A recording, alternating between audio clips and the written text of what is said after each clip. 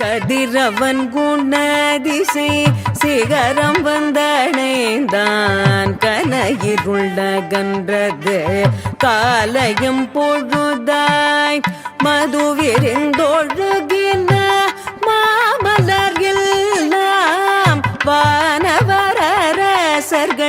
வந்து வந்தீண்டி எதிர் திசை நிறைந்தனர் இவரோடும் புகுந்த